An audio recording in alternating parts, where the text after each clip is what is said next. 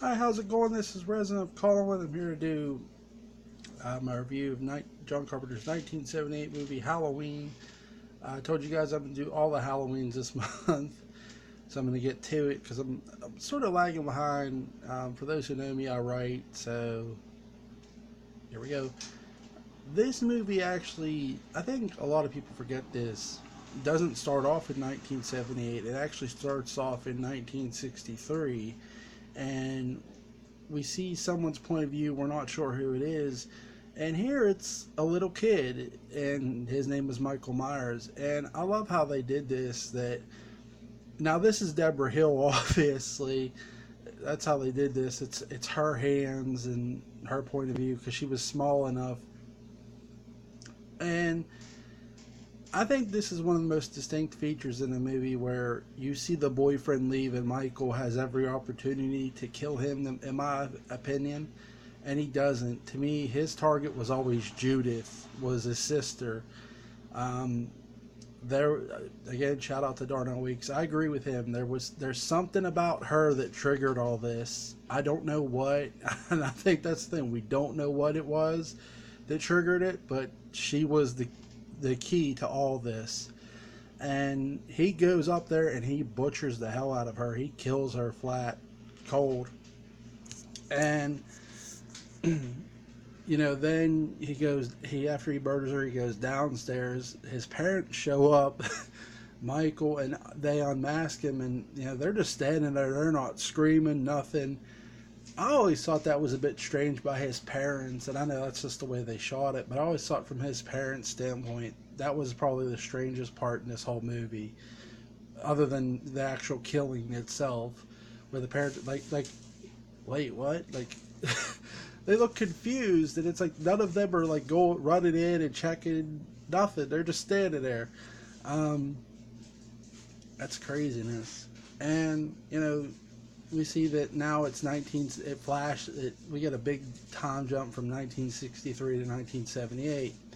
And that's when we're first introduced to Dr. Sam Loomis. And Donald Pleasance, I know a lot of people were asked to play this role and turned it down. And honestly, I love Christopher Lee, I love Peter Cushing, but I can't see no one else in this role other than Donald Pleasance now. Maybe after much time has passed, maybe we'll see someone else play Sam Loomis again. I know Malcolm McDowell did him in Rob Zombie's Halloween, and I thought Malcolm did an okay job in the first one, but not the next one after that. Again, I think just the way Donald Pleasance did him was so amazing. And you want to talk about overlooked actors of our generation, and that was Donald Pleasance. But again, though, too, it's who he was going up against. You look at just the people I think who had better agents than him. Clint Eastwood, it was all about the younger audience. And here's the thing. He proved he could appeal to a younger audience in this movie, to me. If you want to look at could Donald Pleasance appeal to a younger audience, go watch the Halloween movies, because that answer to me is yes. Yes, he could. And in this movie, he's talking with Nurse Whittington about, don't underestimate it. He tells her that he just... The one thing I'll say about Donald Pleasance, what he did so well is, yeah, he sold you with his words, but he sold you with his face, too. Before he ever says one word, his face just says one thing. He's all too aware of the danger he's about to face. And that's the one thing I don't see in I didn't even see in this the 2018 movie. I didn't see that from Jamie Lee Curtis. I didn't see that from a lot of the actors in that movie. Even Will Patton. I did not see that from them in the way I saw it off of Pleasance's face. They were all, they were aware. And I'm not saying that's their fault. It's just how great Donald Pleasance was of an actor, that he could sell you with his face and his words. And they get to the asylum and they see it's raining and they see the patients, and she's like, I didn't know they let him outside, and Donald Pleasance's character doesn't say anything, and he says, "Pull up here."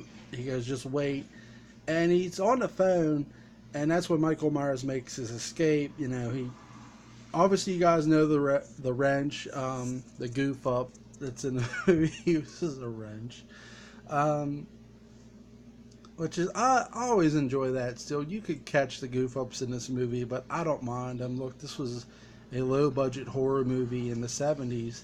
Now, originally, this movie was supposed to be called The Babysitter Murders, and it was supposed to be actually more around town, and even more teens were supposed to get killed, but they just did not have the money for that.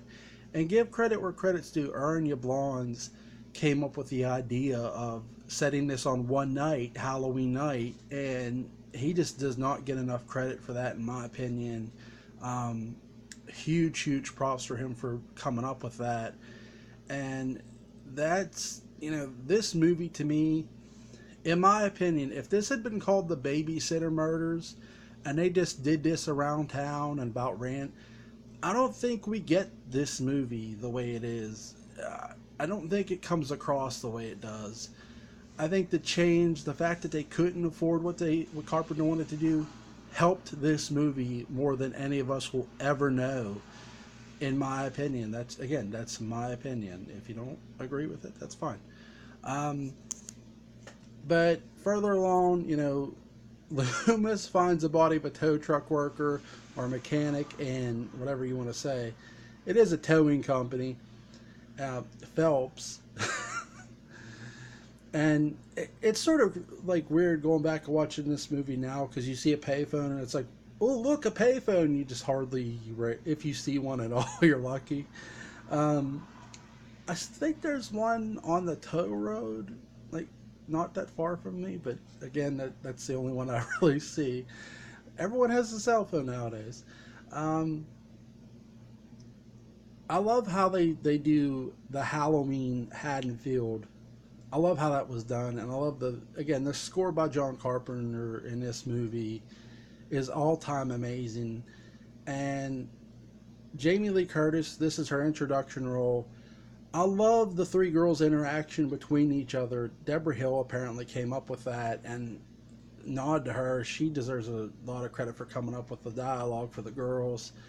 And I still feel this movie, even though it was made in the '70s, how it hasn't outdated itself yet. And it's amazing to me, even though it was made in the '70s, that it hasn't. It's sort of transcended time, that you can go back and watch this movie and still appreciate the things it does and not really care about the goof ups. Like, they're there, you spot them. John Carpenter's cigar smoke by the bushes is just funny.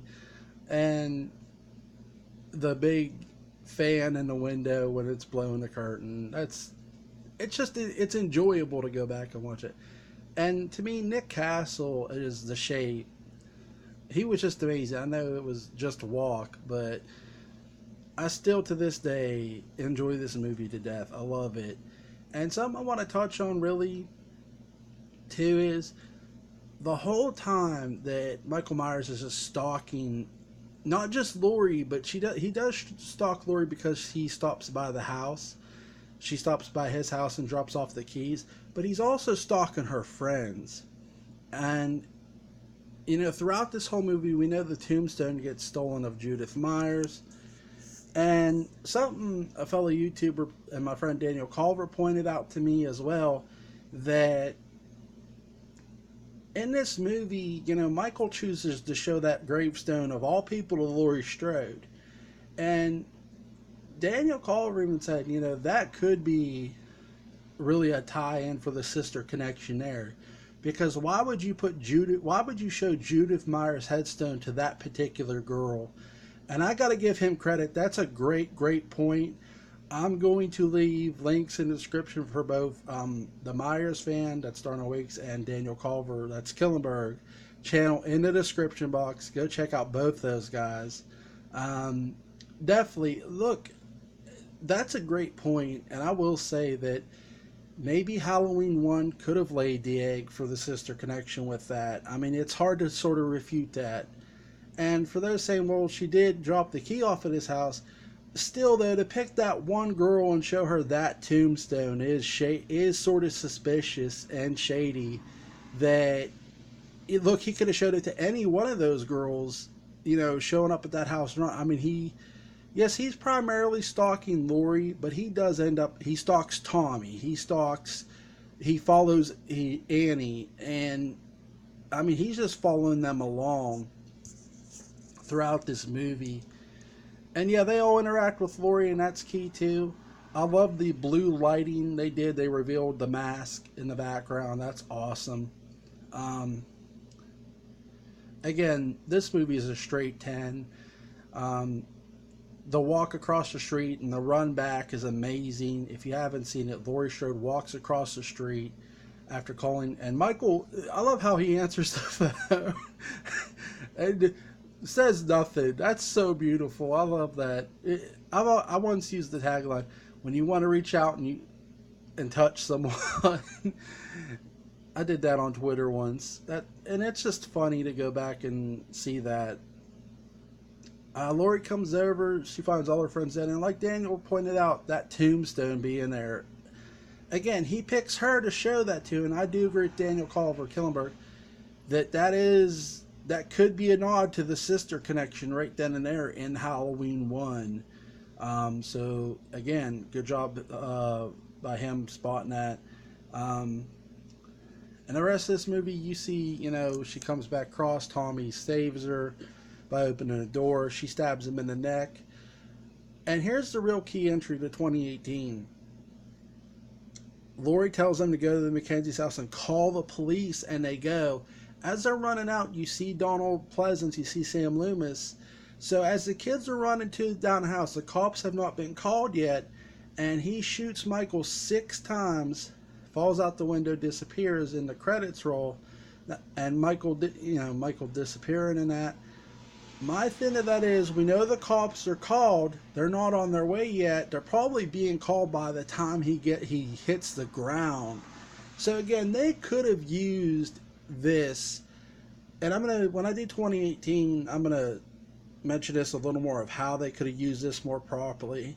So I give this movie a straight 10. If you have not seen John Carpenter's 1978 movie Halloween, what are you waiting for? Go check it out. You guys have a great one.